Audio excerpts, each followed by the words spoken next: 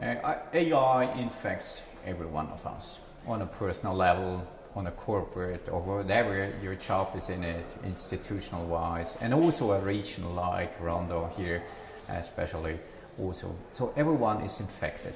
So I like to talk about how can we do a first step to get in this topic, how to achieve a first, a second step, and how to learn what could be my answer, corporate answer, and also regional answer to this huge topic, and also to become a bit more out of it of what's the exception level and what can be really done.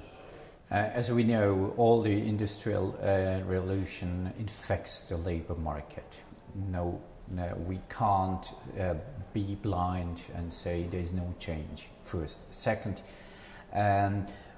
we don't know is this industrial revolution with AI something extraordinary or is just another revolution. So as far as I understood, we have to be prepared because now the next revolution is something that will augment our brain to a better level. I always say that's not something that's coming slowly, it's not something that's coming linear or exponential. Be careful, you can wake up in the morning, coming to the street and see, oh shit, sorry about this, it's the wrong tectonic place. So it's a tectonical shift that we're facing. You can wake up and see industry is gone, job is gone. Our whole region has a difficulty to survive. So it's not easy, but everyone has the same possibility, the same the same risk too. So I hardly look to the opportunistic side for myself and for the regions. Let's take it this way. There is no human rights to have a certain job. So we have to talk about how can we transfer whole society in a speed that was never before. So we can't say stop to AI, that will come to us because there's so many possibilities, so many movements going on.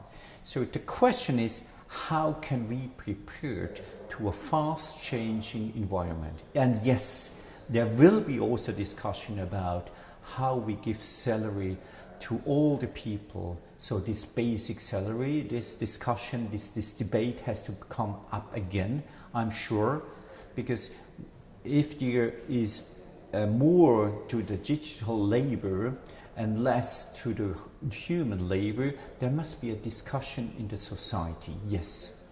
First of all, I believe in a strongly health sector totally changing.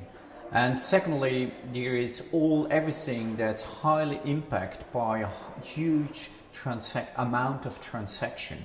So it can be service industry like banking, like public transportation. So for example, how to vessel transport on the marine side.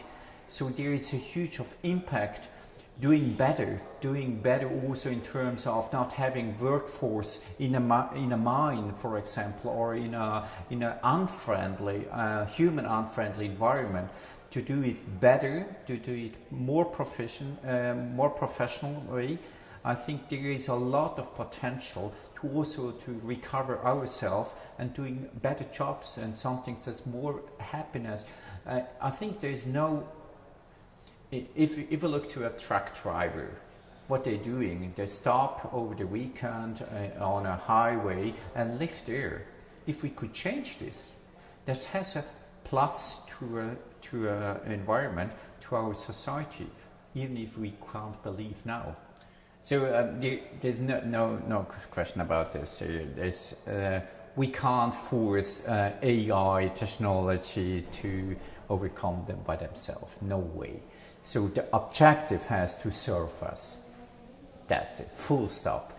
And this must be the objective, how to develop, how to operate, and also how to see and how to manage and how to involve technology to our society. It must help us. It must augment our brain to a better level, nothing else.